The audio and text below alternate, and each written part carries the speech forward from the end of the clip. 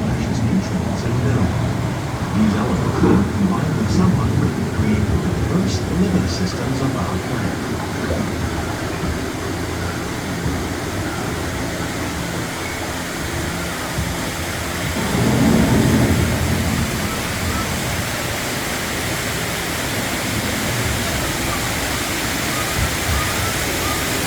One of those living systems is the rainforest, home to the most amazing concentration of life on our planet.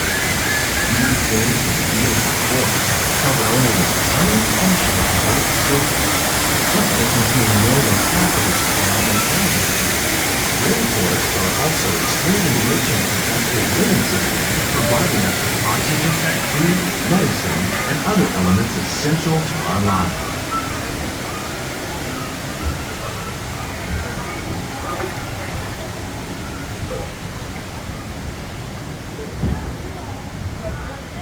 In the desert, nature has created a very different, but no less beautiful living system. And while this arid landscape may seem lifeless, it is very much alive. The plants and animals that have learned to survive in these harsh conditions make use of what little water they can find and avoid the scorching rays of the relentless sun.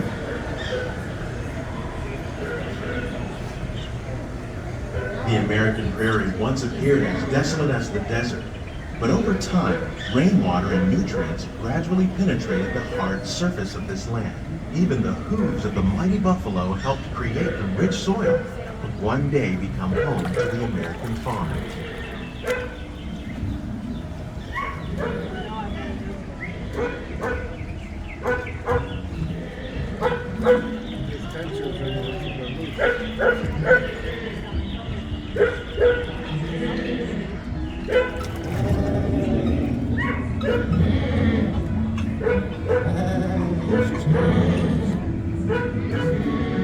Of all the forces at work on the land, humans have had one of the most profound effects. The need to produce food for a growing world led to the enormous use and sometimes overuse of the land. In our search for more efficient ways to grow food, we often fail to realize the impact of our methods.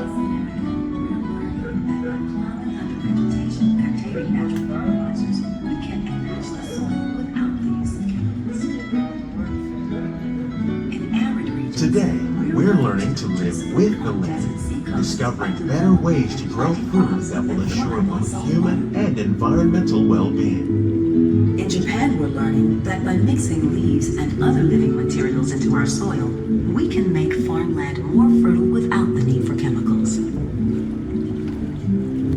Here at Epcot, we're learning to reduce the need for chemical pesticides by breeding and using natural predators, like ladybugs and wasps, to control pests. In the farmlands across America, we're learning that by plowing under vegetation containing natural fertilizers, we can enrich the soil without the use of chemicals.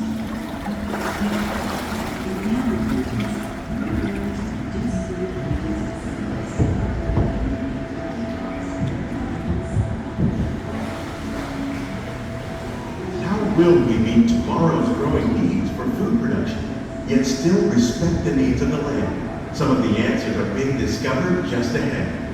To help us maintain these carefully controlled ecosystems, and for your safety, please remain seated in your boat at all times.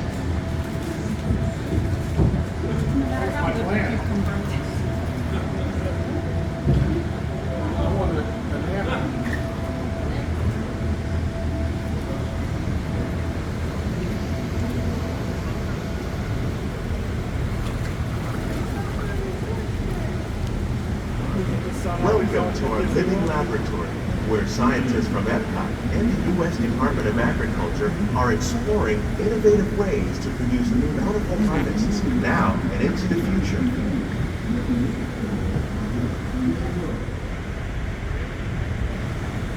The tropics are home to the greatest diversity of plants on the planet. Many of these, like papaya, bananas, cacao, coffee, and rice, are well known around the world. These are just a few of the edible plants that have been an important source of nutrition for people living in the tropics.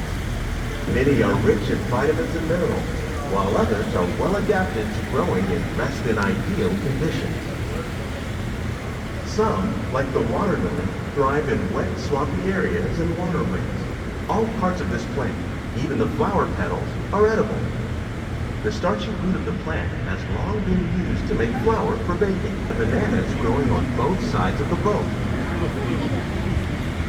More than 28 million tons of bananas are eaten annually, making it the most popular fruit in the world.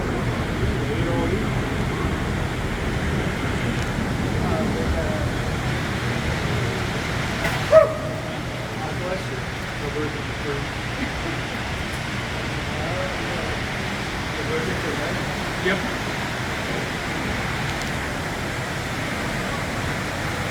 When we mention farming, you probably don't think of fish, but fish farming, or aquaculture, accounts for nearly half of all the seafood consumed globally. Tilapia, bass, and catfish, like the ones you see here, are three of the more popular crops raised by fish farmers. The sustainable system we're using here recycles the water in the tanks. As a result, we're able to save millions of gallons each year. Our small fish farm produces nearly 5,000 pounds of fish each year to serve in restaurants around Walt Disney World. Innovations like this one can play an important role in our efforts to reduce healthy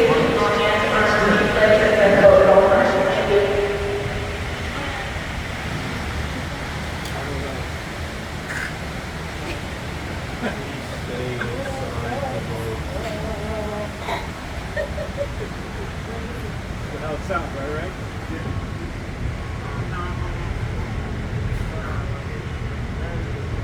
While there are more than 50,000 edible plant species in the world, most of us are only familiar with the handful that make up our everyday diet. The common grains growing here, wheat, maize, sorghum, and millet, plus rice, account for nearly 2/3 of our global food consumption. Learning how to increase yields of these staples is an important goal of research around the world.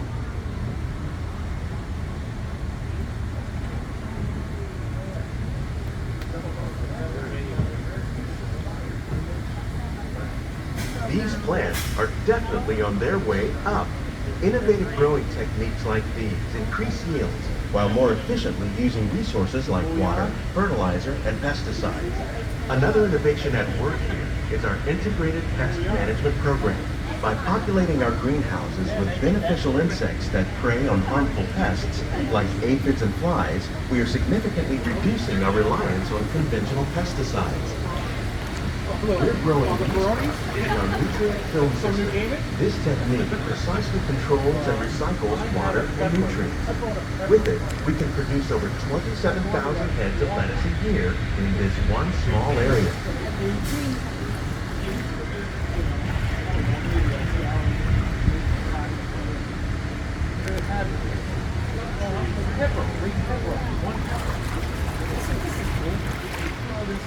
Some of our best ideas have been inspired by nature, like these fruit and vegetable trees. By growing these ground plants vertically, we can increase yields and better control diseases. These crops taste as good as they look. In fact, we serve more than 15 tons of produce from our greenhouses in restaurants here at the land every year.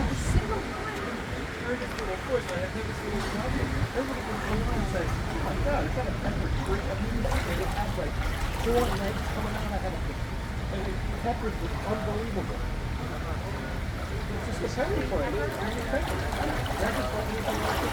And then I also was The future of agriculture may include innovative ideas like this vertical growing system. Plants grown in this way use a fraction of the space required by traditional growing methods. That saves water and increases production. The aquaponics system on your left combines hydroponics with aquaculture. The fish provide a natural source of fertilizer for the plants, and the plants help keep the water clean for the fish. It's another great way to produce more while using less. In our lab, Epcot scientists are working with the U.S. Department of Agriculture on a number of innovative projects. The goal of these efforts is to produce higher yielding and better quality plants.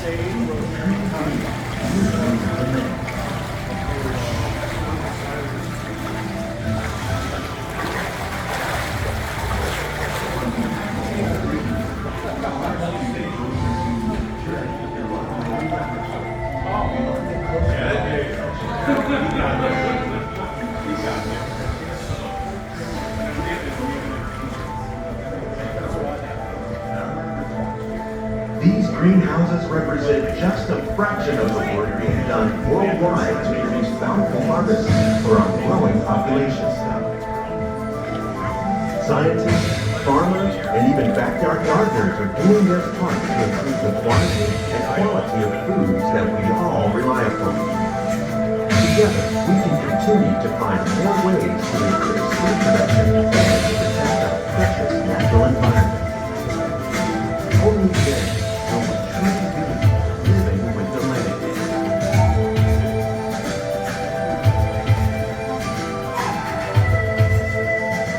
On behalf of Walt Disney World, we hope you've enjoyed this unique journey through our living laboratory. We hope a closer look that checks out the behind-the-scenes walking tour. It's a chance for the whole family to get up close and personal with the plants and growing trees in our laboratory. Please keep your hands and feet inside the boat and remain seated until the boat comes to a complete stop.